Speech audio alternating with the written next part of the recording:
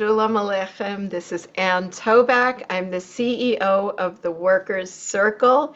Please, everyone, keep putting your locations in the chat. It's wonderful to see so many of you joining us tonight. I'm honored to be welcoming you to tonight's program, 4 Winters, the Partisan Story from the Director's Chair, with our special guest, the writer, director, and producer of this incredible, moving, meaningful documentary, 4 Winters, Julia Mintz. At the Workers' Circle, we bring together and strengthen our progressive Jewish identity, vibrant Yiddish culture, and impact-driven social justice activism.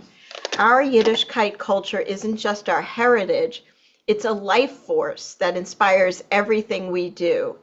And we never forget the people on whose shoulders we now stand. We're here tonight in a week where we celebrated Passover and we also commemorated the 82nd anniversary of the start of the Warsaw Ghetto Uprising.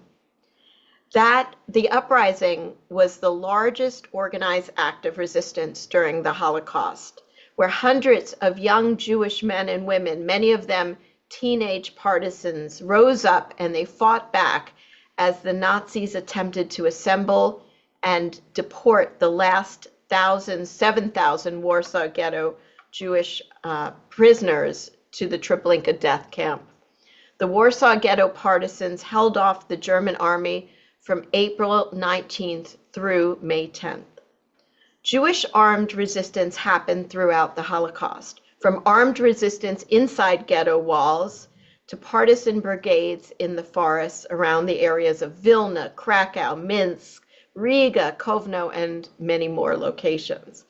And I want to acknowledge, before we get into our conversation, that resistance in the Holocaust took many forms, from protection of others to small acts of courage and kindness, and even the act of just staying alive day to day. 4 Winters focuses on the memories and experiences of 8 Jewish partisans, from their pre-war lives to the years they spent fighting for their lives in the forests. 5 of the partisans that are interviewed are women, which gives us an often unheard account of women's impact and experiences as partisans. And it's a great pleasure for me to be here speaking with Julia Mintz, the writer, director, and producer. Julia will be talking about her work making this powerful documentary after we see the film's trailer in a moment.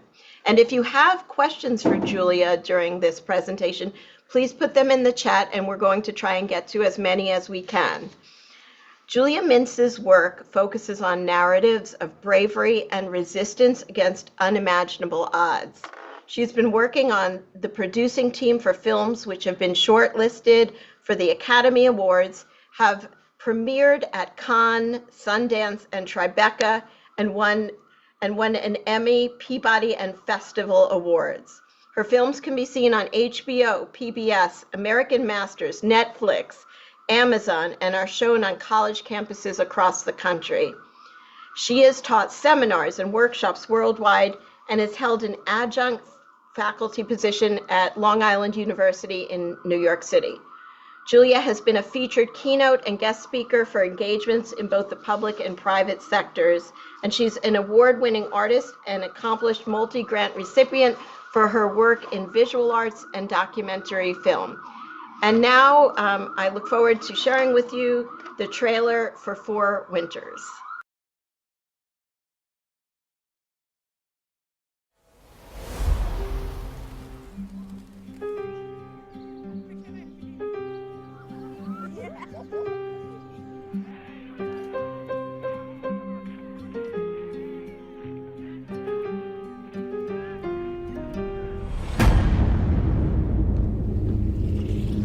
They were hunting Jews to capture us, kill us.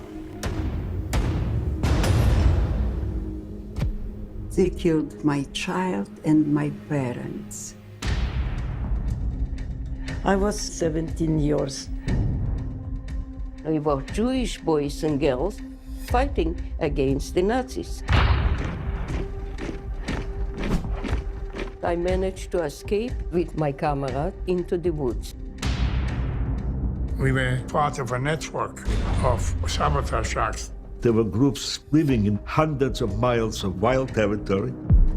The pillow was the rifle, the walls were the trees, and the sky was the roof. I have to behave not as a woman, I have to behave as a soldier. When your life is depending on it, you learn everything quickly. Derail our train. It's beautiful to see it, to be part of it. The braveness, the courage, it grows from you, yes? We wanted to see Hitler with the Nazis defeated and stay alive. 4 years in the woods. That's 4 winters.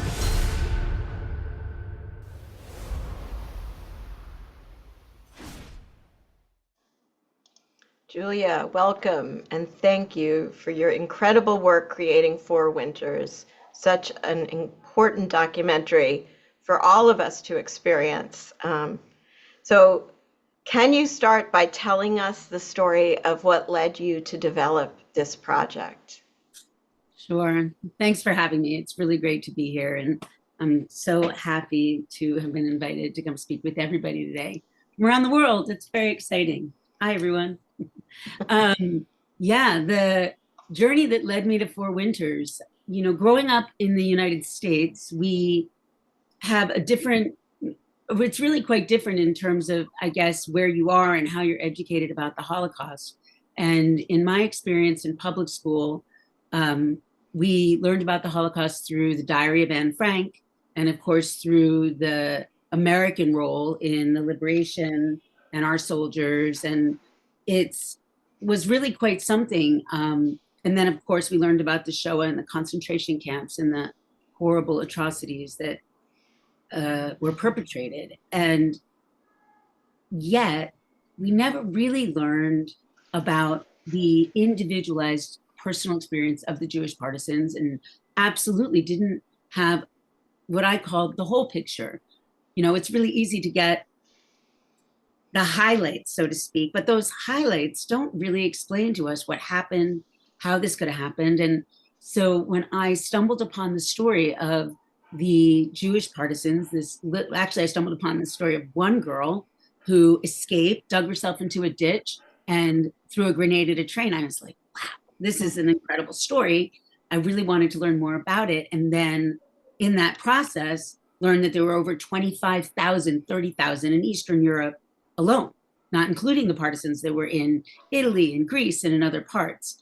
But I focused the film on the Eastern European experience because even if people were from all over, they ended up, most people were brought to Eastern Europe, and then that those could flee the ghetto or escaped made it into the woods. So the story that I really wanted to uncover was not only the story of the armed Jewish resistance, but how was it that this was even possible, and what did it take? And the film gave me an opportunity to ask every question I always wanted to ask, but felt like I couldn't. And then through exploring the avenues in which people were able to resist, I was able to uncover this incredible facet of our history. And it's definitely about courage and resilience, but it's also about manifesting bravery in the face of ultimately, you know, evil and extraordinary odds, and sort of what that takes. And so the film travels on two levels. You know, one is the linear timeline, and one is really the very personal, soulful journey that a person had to take to become a partisan and live to tell this story. And, you know, and we know most of the people watching right now haven't yet seen the film. And we really I just want to say we designed this conversation with all of you in mind, and there will be conversation we will talk about ways you can see it. So rest assured, we're not ending without sharing that with you. But I won't be giving anything away to say this is a movie told by the partisans. Many documentaries intersperse scholars, academics, along with the people telling the story. But something that was very distinctive is this is just their voices. Can you talk about your decision? I mean, there's a lot of decisions made in this incredible documentary, and the I think an incredible decision to allow the voices of the people who were there to be the voices that tell their own story. Yeah, thank you. It's true. The film itself is told through the intercutting of these 8 partisans, and it's woven so you get this sort of choir of histography in a way. It's sort of like a collective biographical journey that you take with the partisans. And the reason for that is many. The scholarship in the film is very deep. In fact, we've won numerous awards and accolades globally for the scholarship in the film. It's one of the largest collections of historical footage that exists on the partisans, plus the testimony and all these first-person experiences, plus the individual archives that we were given by those that lived this history themselves. So the footage in the film is really quite stunning. And with that authenticity, we wanted to keep that consistency with the partisans themselves. And the scholarship in the film, as I mentioned, it was very deep. And that's the architecture and the scaffolding that really enabled this film to move forward. In fact, when you see the film, all the scholars are at the very top of my credits, because I couldn't have done it without their incredible work and the resources globally that we tapped into. But for you, when you're in the theater, when you're watching this film, it's only the partisans themselves. And I really wanted to honor that. I wanted to honor the fact that for, I think, all of them, this was the last telling of their story. And many of them told us things that they had never spoken about before. And I really wanted to create and hold that space. So we have this oral tradition of our history, right? We've just come through Passover, where we tell our story and the importance of that, where you can really identify and hold close what this history means in that sort of collective experience, you know? And so this film has an intimacy that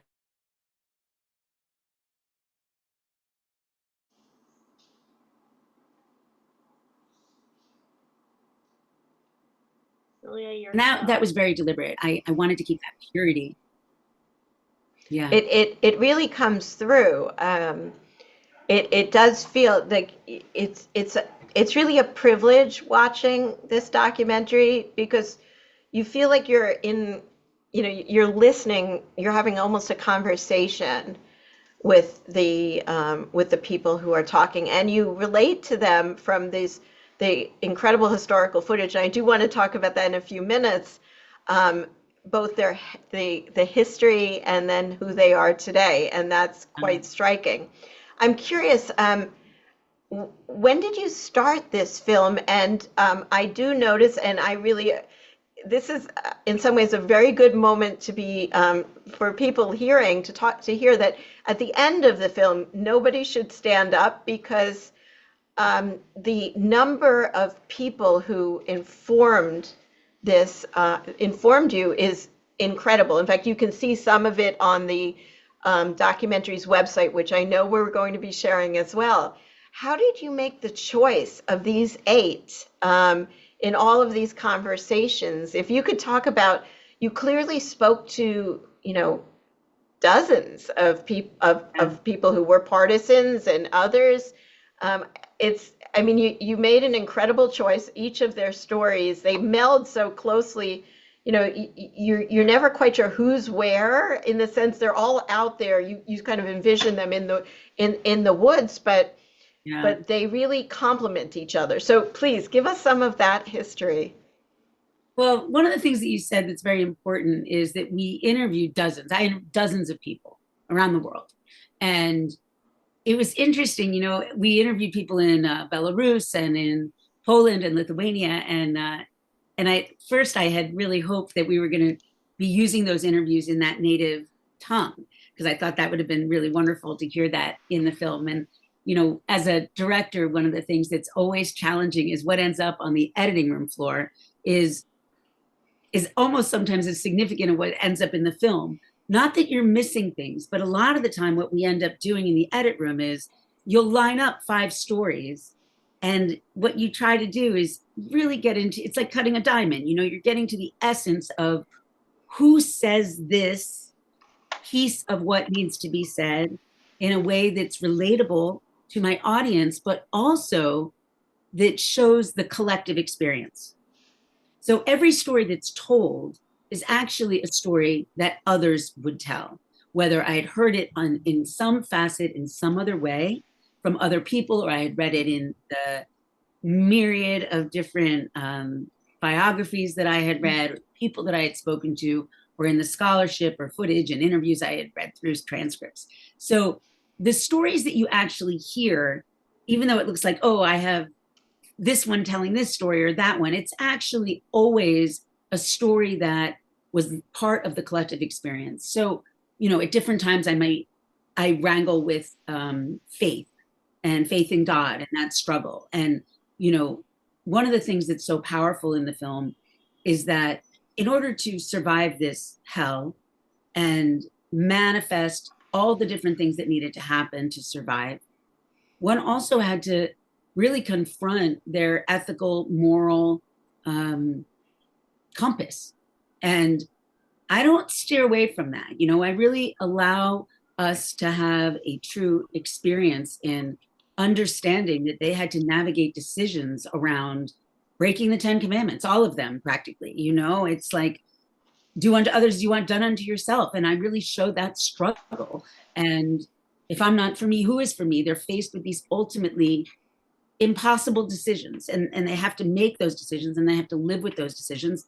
And the excitement and the self-confidence that also came along with that journey of acquiring weapons and figuring out how to survive and digging under earth shelters for themselves and learning to ride horses and shoot guns and derail trains. I mean, this is really part of what it became for them and what their sort of life's journey became about survival and their desire to see a future day. And many of them didn't necessarily believe that they individually would survive, but their passion for their people, their passion for a future that had goodness and love was real. And without that, they would have given up hope. And they didn't, because they believed in our collective humanity. They believed in love. And so we really go into that. Absolutely. It comes out. Your vision comes out when one's watching the documentary. You're seeing these stories that really touch your heart. I could imagine your vision alongside them, and you really do. It's four winters you're talking. I mean, 4 winters is such an enormous amount of time to be living in the wilderness and under fire and under the kinds of strain that this group experienced, which you convey beautifully through their stories. So I'm curious, what was your process like interviewing each of them? And I want to put in a plug. Perhaps at some point you'll do a follow-up with just the cutting room floor pieces, because you can tell there's so much of, 4 winters, there's so much of their stories still to be told. Yeah, we're working on a book actually that will have the full interviews, the transcripts, the photographs, and so Wow. a larger compilation is in the works. So that's really great. And to circle back, so wait, tell me your question again. I was asking about the process of interviewing. I mean, did you spend days? How did you get from point A to point B to point C? So much time covered, and so much emotion and meaning in these interviews. Yeah, it was such a gift to be able to show up at these people's homes and basically unpack and move in to their living room. Faye Schulman, who is the woman who's featured in the film, if you've seen any of the promotional materials or posters, she's the one. Oh, posters behind me. Yes. They see her. There she is.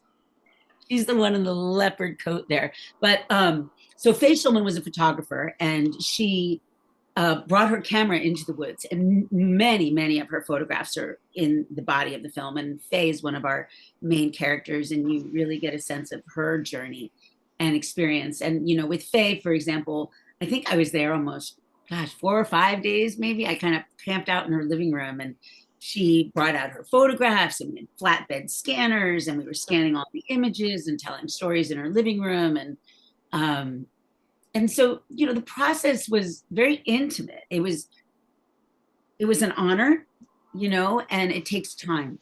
And a lot of the questions that I asked, you know, it's like a very slow unfolding of stories. You know, I would ask people sort of to tell me about their homes and tell me about what they ate and tell me about their parents. And then I would sort of talk about what that separation was like. And so we really kind of went through it piece by piece. And ultimately, you know, on my storyboard in the edit room, there's happy life, and then there's the invasion. You know, this sort of follows that chronology. But then there's sort of the escape, and then the different facets of, you know, you weren't just running, it's what you were leaving. And so to really tease out what that was about. And so in the interview process, you know, you don't just clobber somebody over the head with these really intense, very personal questions. You really have to go gently into the night. And it takes a long time. And, you know, sometimes on the first pass, when someone's telling you their story, you know, they have to get everything in, and then you kind of go back in and weave more details. So, you know, sometimes I would really spend as much time as they would give me. And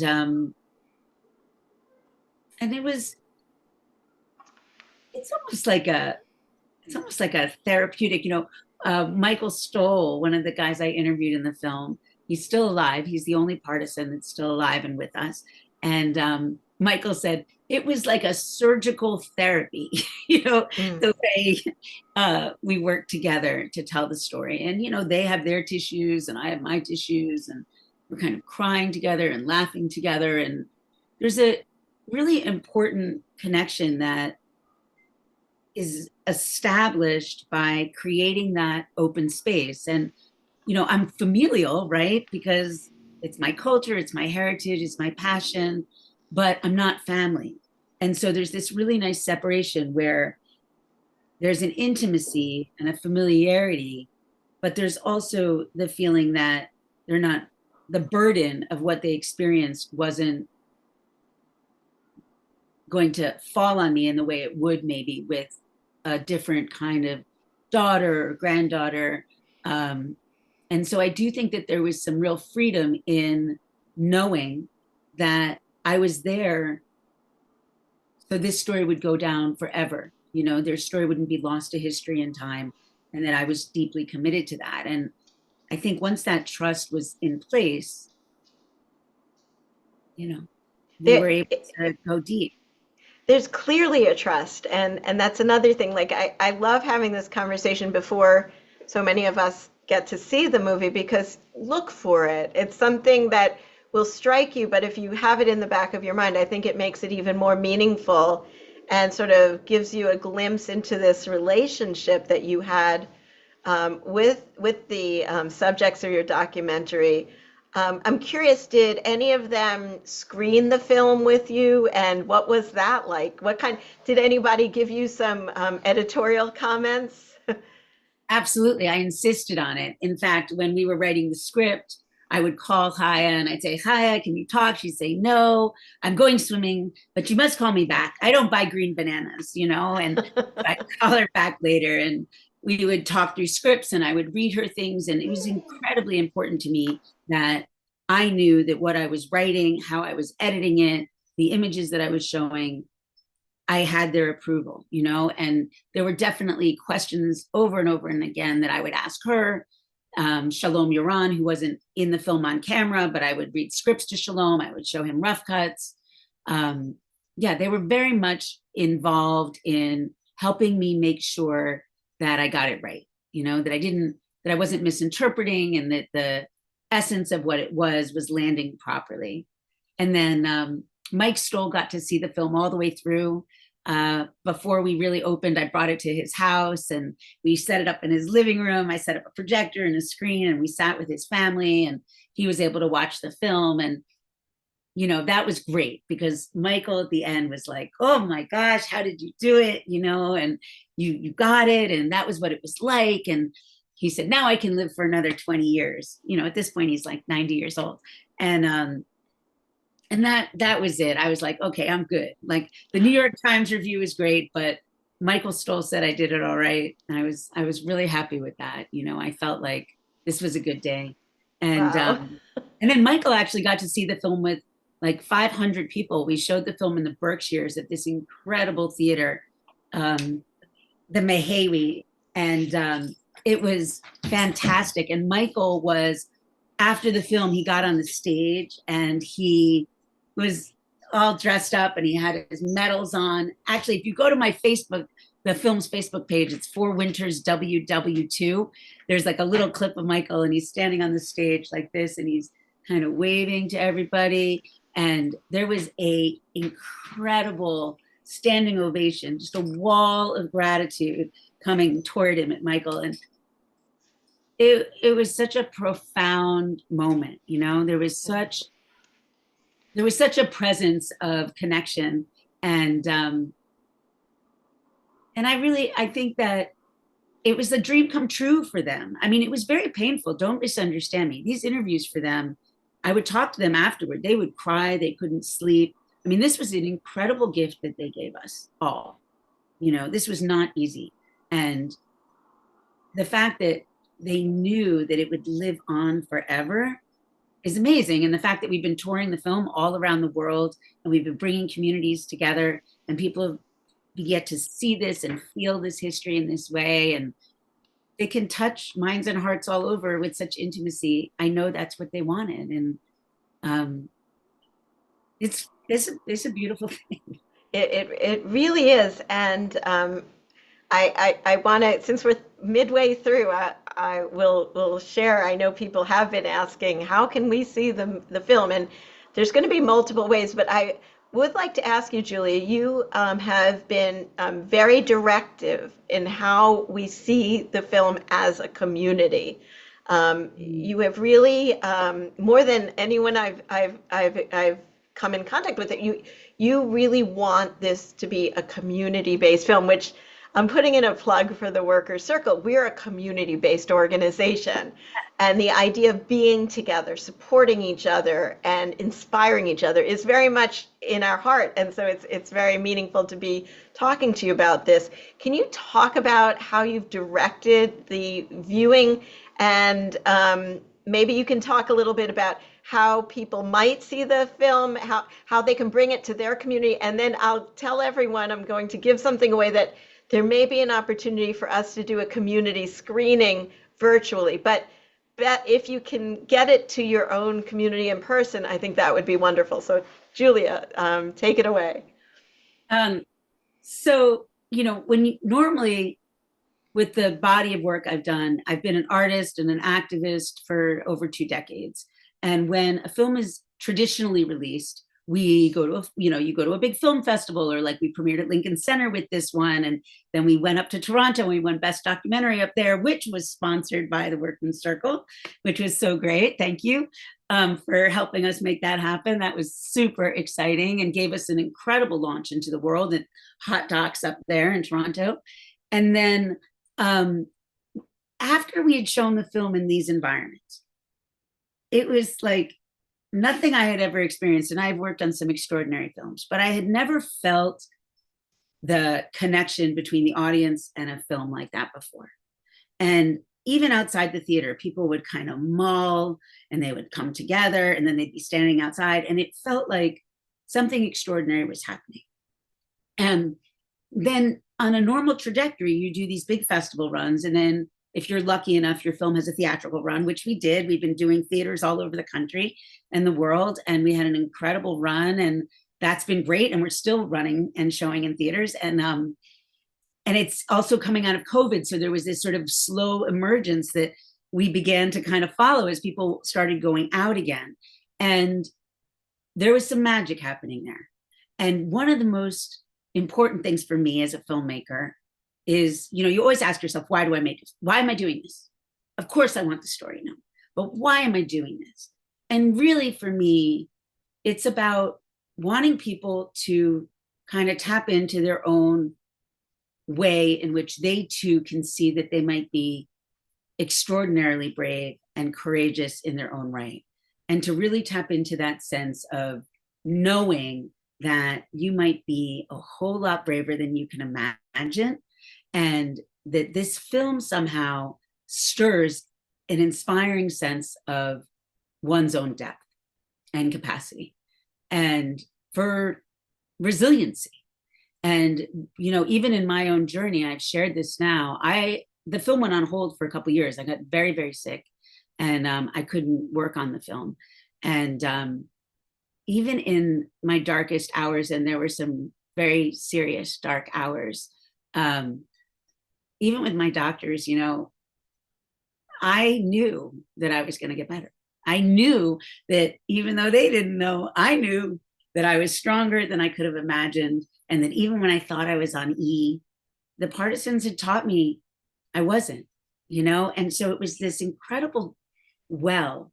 And so as a filmmaker, that's what I wanted. I wanted people to feel that. And I saw it with my own eyes and my heart, and I knew it was real. And so screening after screening, standing ovation after standing ovation, I realized that we were doing something really important. And then it came the time where, we had opportunities to go on streaming platforms right out of the gate. And, I was working with my producer, and I'm going to plug hers and Chia and the other folks that I'm working with, and my board, and because we're a nonprofit, we're a little engine that could. And we just decided that there was something really different here. And so instead of having it stream on our televisions and seeing it in our living rooms, we decided that we really wanted to continue this movement and create this opportunity. So there's a long answer, but it's substantive. And so what we've done now is we're still doing film festivals all around the world in the country. We just got back from France. We were invited to a diaspora film festival there, and we won Best Documentary in Paris. Mazel tov. We've been to, well, actually, you can check it out on the website. I mean, it's unbelievable if you see all the places we've screened, and we're continuing to screen.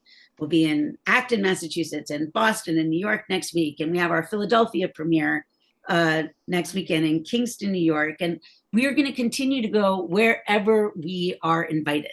So basically, if you're a museum, if you're a school, we were just at Exeter, New Hampshire, at a private school in the Northeast, and we were showing it to students there. We've shown it at Yale. We're showing it. We have synagogues, communities. We've even shown it now. Our rule is you have to be 18 people or more. That's the rule, because we want people to come together. So we've done a couple. You're an 18-person minion, basically. And then, you can reach out to us and we will help arrange a screening. There is a licensing fee because it's a lot of work to pull all this stuff together, but we really try hard to work with people's budgets and their community. So museums, synagogues, schools, communities, whatever you got, you can reach out to us. And there's actually another way to do it. We have a screening coming up in Newburyport, Massachusetts, and there's a theater there, and the community members have reached out to us and wanted to do it. And we've worked with the theater to show a screening there. We can, if you build it, if we build it, they will come. So, and where should people, and I know we've been sharing links, and to assure everyone, if you're registered for this this program, you will be getting a recording of the program, and you will also get some key information. But where should people go if they want more information about bringing Four Winters to their community homes, be it on a college campus, a synagogue, an organization? Fantastic. Well, I think the best spot is really to go to fourwintersfilm.com, because there you'll see the trailer, and then there's a book a screening link. We'll take you over to New Moon Films, which is the distribution arm. So that's really the best way to go. But I think the website, and you can always just email us there too. There's an info button and that kind of thing. Just tell us what you're up to, and we're excited to work with you. We want to make sure everybody gets a chance to see the film, and we are doing some very specific, like for the Workers' Circle, where there's a large community of people that exists. We are also in the infancy of doing live events, which shouldn't be misinterpreted as a streaming event. So it would be everybody coming together live, watching the film together, and then hopefully some kind of talk back after the film where people can just be together a little bit, you know, and share that space. Yeah, that's really so important and so meaningful. It's a meaningful documentary full of big emotions. And I But they think did say, one of the reviews said it'll make you, what was it? It's going to make you laugh, cry, and get up and cheer. And then another said, 100%. you know, run, don't walk, go see Four Winters. So I couldn't a little agree more. shameless here, but I got to say, I never really, I mean, my films over my career, I've made films about all sorts of facets of performance arts and music rights and rock and roll and civil rights and gay rights and the first out bishop in all of Christendom. And like, there's so many facets of what I've done that come together with this film. I mean, this film is really about ultimately how important it is that we do the right thing. It's about courage and resiliency, but it's also about making sure that we do everything we can to protect this incredibly beautiful life that we have, you know, these democracies that we have the privilege of living in, and to make sure that we do our part, you know. And that also is so connected to the Workers' Circle. We are, you know, on the front lines fighting for our democracy and being inspired by the activists who came before us, including our Eastern European immigrant founders who escaped autocracy, came to the United States looking for the freedom of a democracy and the protections. A lot of people today are talking to me everywhere I go. They're scared. I mean, we're living in a time, first time in my memory, the first time that an American president is really espousing autocracy, espousing fascism in so many ways. And it's very, very scary. When I see movies like this, there's so many emotions, but one of them is exactly as you said, Julia. Look at what people before us have overcome. Look at what they've been confronted with, and look how they've overcome. Nobody on this watching right now is being asked to give up their entire world and escape to the forest. We just have to take part in the fight for democracy. There's dozens of ways. Go to circle.org. We have many opportunities for you. You don't have to be in the street. You can be in the comfort of your own home. But right now we're facing scary times, and I know that we will overcome them if we're all in this together, and we, the people, not our government, we can't rely on anyone but ourselves to be the solution, to make the right choices. And that's something our community can do. So I also encourage people, as you watch this movie, and please watch this documentary, and we'll give you many opportunities. Remember, there are choices we can make. We can be brave today, and quite frankly, it's not going to hold a candle to the bravery in your film.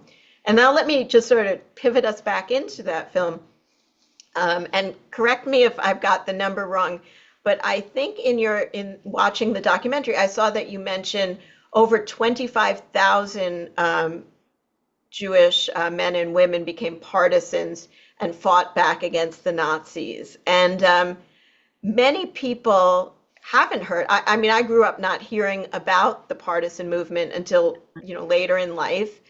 I'm wondering why. Did these conversations give you any understanding? I think that was a big question for me too. Like, how didn't I know? Why didn't I know this story? And, you know, the story of the Holocaust is the story of the Holocaust. Over 6 million people were slaughtered, innocent people. And that is the story of the Holocaust. And I think that that's why we don't know this story, because it needed time. It needed time to unfold, because it could have very easily become a distortion of history. And rather than a really important vehicle through which we can understand what happened.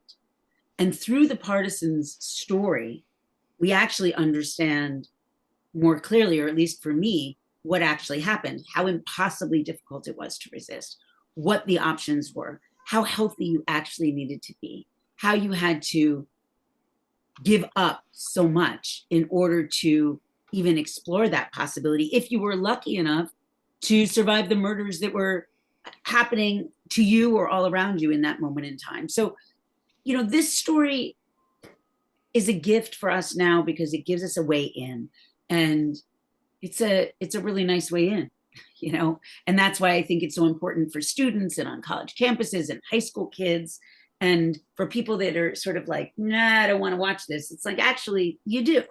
It's because it has that vitality, and it's a story of resistance, and you know, it's very timely to hear these stories of resistance. But I think that as we journey forward, there's just a lot of pieces to where it can take us, and I don't think we can undercut how important that is, you know?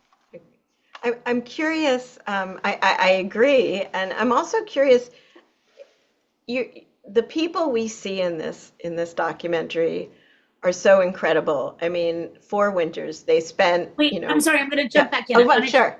talk about the history. Yeah. There's another Oh, yeah. facet of history which is quite interesting in terms of why we don't know it. It Yes. wasn't highlighted because it wasn't the whole story, but people also didn't talk about it. Now you have to remember, by the time people even got to the United States, people talked about it in Israel, and I think they talked about it in certain communities. But in the United States, by the time people had come through the DP camps, finally found their way into the United States, we were on the early stages of the McCarthy era, communism. And Right. the Partisans were in the forest. They were fighting with the Russians. They were fighting along with the Soviets behind enemy lines. And they were without country. So this was a very important distinction in terms of who they were. They weren't American soldiers, you know, they weren't with the French, they weren't with the British. And so this was dangerous for them. And so that was another reason that was really important. And plus, Wow. the Partisans were in the forest. They didn't understand. I mean, when they came out and they saw what had happened to their families and communities, it wasn't about their story being told. It was about rebuilding a life and having the strength and the physical capacity to help one another in any way that they could. So I think that this is the right time. You know, this is how we can understand this in a way that gives us the altitude, but also goes really close in to what some of those experiences were, what it was like to be on a train, what it was like to jump off a train, you know, all that stuff. It really each story is incredible. You know, is a novel of its own, and you And they really were teenagers. They wanted to fall in Yeah. love. They wanted to mess around with Yeah. each other. You know, they wanted to experience life, even if they were going to die. I mean, these are it's truly. I mean, story. the fact that they lived in the forest and under snow, and you know, without the kinds of equipment that we all take for granted, like And they warm had coats. medicine. They like did surgeries, and they made Yeah. salads and saved each other. Yeah, I mean, and even you know, the question always comes up, like, how did they eat? And a story in the film really made me think. They talk about how they would, you know, go to different farmers' homes and raid for necessary food. And one of the animals that they found lasted the longest was pork. And they talk about, you know, having pork. Many of them don't eat pork anymore. I think they mentioned, but during that time, one of the men speaking said, "Well, yeah, we'd go and we'd take the pigs." And he said, "But there was one woman in our partisan camp who wouldn't eat pork, so we killed a few chickens for her." You know, like that's how human it was, and that humanity seems to be a big theme, and one you clearly meant to highlight. That's more of a question, but and a comment. Yeah, it's true. It's true. I mean, because we're all human. I mean, I think that was the point. It was important for me to be able to see myself then and there, and it was important for me to create that connection. So, because we're all the same, Yeah. it's Well, we're we're all human people and beings. we want to live and they had, great vision for in a world that was, surrounding them full of hate and horror. I think it's a They, testimony to the love that they had before the world blew up. I yeah, mean, you don't just have that kind of heart. You don't have that kind of soulful resiliency and determination for return if the essence of what you were raised in didn't provide that beauty. yeah. And you show in the beginning of the film many of their, well, not them, but, you show the Yeah. home No, lives it actually, and the some of those community. footage is them. It's their Well, family. Some of those home movies are their home movies that they shared with me, and those vacation photographs and their life. So in the opening scene, actually, even in the trailer, that's some of the Partisans. Well, and that's the question. And I just want to let people know I'm watching the time. And if anyone has questions, please do put them in the chat. But the film is full of photographs and footage, some of which I'm familiar with, many of which I've never before seen. How did you garner that? And one question that kept coming to my mind as we see photo after photo of the partisans, how on earth were they taking all these pictures? I know Faye Schulman, you talk about her in the leopard coat, and many people will probably recognize her because if you look at history books, she's one of the people that's very distinguished because she had a leopard coat and she had her camera. What about the others? Like, where did all of this footage come from? Yeah, it's remarkable. Well, it's funny. People think all this footage. Well, somebody will say, "Oh, I saw a photograph of partisans," and I'm like, "Yeah, which one?" Because at this point, like, I really have mined and unearthed. I'd like to. I would be so excited if somebody came to me with a bundle of photographs that I was unfamiliar with or didn't know. But literally anything and everything I could find. I mean, we were, as I mentioned, Lithuania, Belarus, Poland, dozens of partisans themselves, the archives in Israel, the United States, Holocaust museums, Ghetto Fighters House, Yad Vashem, in Europe, German archives. Like,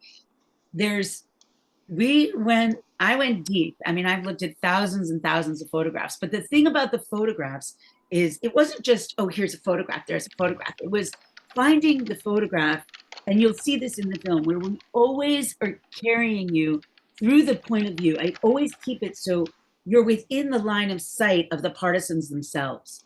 So I wanted to maintain that spatial intimacy. I don't go in these crazy macro things. There's not reenactments, nothing like that. It's always trying to find the point of view. So if you were in that physical space with them, if you're sitting with me like we are now, that there's a realistic sort of physical capacity between the screen and yourself. And so the film really dances there. And that's one of the hardest things, was to find the shots that made the most sense, where you were physically within that space, not in any kind of absurd way, but that you were actually in and around. And so I do think the film can be rather arresting because of that. And when you're in the theater, you have this opportunity to kind of connect, whereas a lot of historical documentary films give you these really big wide shots, or you have these abstractions, or you'll punch way in tight, but we don't really do that, So the going through the archives, or when I was watching film, I would go all the way to the edge of the film, and sometimes it was like a German footage where they would kind of put the camera down or get sloppy, and I'd be like, wait, and then I would do historical restoration on the last 10 frames. And then a lot of the images that we found were torn or ripped. And so painstakingly, we did archival restoration on so many of the images, including many of Faye's. And to, pixel by pixel, kind of making sure that these images were not only going to be shared forever, but that they would be restored to whatever degree we could. And people did have cameras. I mean, it's, it was only 75 years ago. A lot of people had cameras, and a lot of people had movies. It's just that the Nazis took all the cameras from the Jews. But Well, people, They hid that. That's what made me wonder, because when you're running, when you have minutes literally, or you're being transported somewhere with very little, other than the clothes on your back, like the camera wouldn't be Yeah. necessarily your first choice, but Do you there want they to? are. Well, Faye said, I didn't know if I was going to live or die, but I wanted to make sure there was proof that we fought back and that we lived and we were here. And, we've seen this. And Faye buried her photographs in the ground. And then after the war, she went back. And we know that historically, the Ringwald lot, there's things buried all over. That was something that people did. In fact, Faye told me she actually left her coat. She buried her coat in the ground and didn't bring it with her back to the States. But she did still have her camera. Wow. So I just want, we're close to the end. So does anyone have a question? And please put them in the chat. I know it's not enough time, but hopefully if enough of you are interested,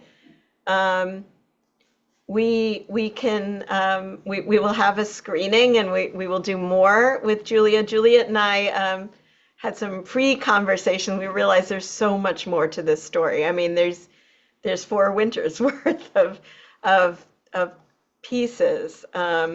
So yes, people are saying they want the screening. So I'm asking another question, but yes, screening, yes, don't worry everyone, we will write to you and we will work on that. Something that's a little different here in this film is women. You really focus on the women and their very particular stories. I'm interested in that. Oh, and well, when will it come to Toronto? We'll give you the information so you can come watch. Back to Toronto. So Working on that. We'll talk to you can help us. Oh, that's interesting. If you have ideas, definitely reach out. We'd love to bring the film to your community. I mean this. If you go on the forwintersfilm.com website and you go to the screenings pull-down menu, you will see all the places that we've been. And just because we've been to your city doesn't mean we don't come back. Like we're going back to New York City this week. So, yeah, we'll come if we build it, so let's do it. I don't think we have to worry about that. And then if we can do something here together, that's great too. But seeing it in a theater. I want to just tell you, Elaine Abrams just wrote that she has 2 cousins who are partisans, and she knows very little about, I guess, their experiences. She's in Boston and wants to know when and where she can see the film. Great. And she tells you how incredible a job you've done. Good. Go to forwintersfilm.com, go to the screenings page, and all the upcoming screenings will be listed there. And there'll be links to tickets and information so you can see where we're touring. And it's always updated because we're always getting new bookings. So forwintersfilm.com, screenings page, go to the screenings, and then upcoming screenings will be there. And then if you scroll down, you can see some of the places we've been. And we're putting it in the chat. So if nothing else, go into the chat and remember, you'll look in the next day or so, you're going to get an email from the Workers Circle, info@circle.org. Make sure we don't get spammed, and it'll have all this information. And we'll be asking you your interest in our doing a screening. It'll be a first for us, and I think a perfect way to experience, for our community to experience this film. So Julia, we're almost at the end of the hour. Is there any takeaways that you'd like to share with us? And I want to thank you so very much. These stories are so important to all of us. It's important to fuel our tradition of resistance and resilience, which is also throughout this film. Everyone remember to be resilient. Think about your life as a series of challenges, but also joy and celebration. I hope everyone watching was with family and friends last week for Pesach, and I hope we're all inspired to keep going and to really take advantage of all life has to offer, which is all. So give us how would you like us to leave? What thoughts?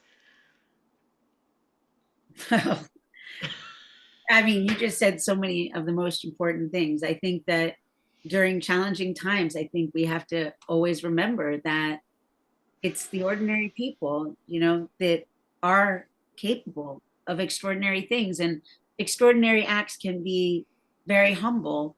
But if we follow our center, if we're on the right track, we're gonna find our own resiliency over and over and over again. We're gonna go through different stages of blooming and renewal as this season brings us in this part of the world. And I'm just so grateful to have the opportunity to be at the helm of this incredible documentary film and to be able to bring it around the world. And I love the idea that there's a global community out here tonight that we're talking to. And I can't wait to meet you and see you and have you meet the Partisans. So thank you. Thank you for having me. And I look forward to hearing from all of you. Thank you, all, Shannon Duck. And I'm going to end with Elaine Abrams, who is saying we're repeating history, and it's so important to know that we have power. We're not helpless. And I can only echo that. We are not helpless. We, the people, can overcome every challenge, and we do it as a community.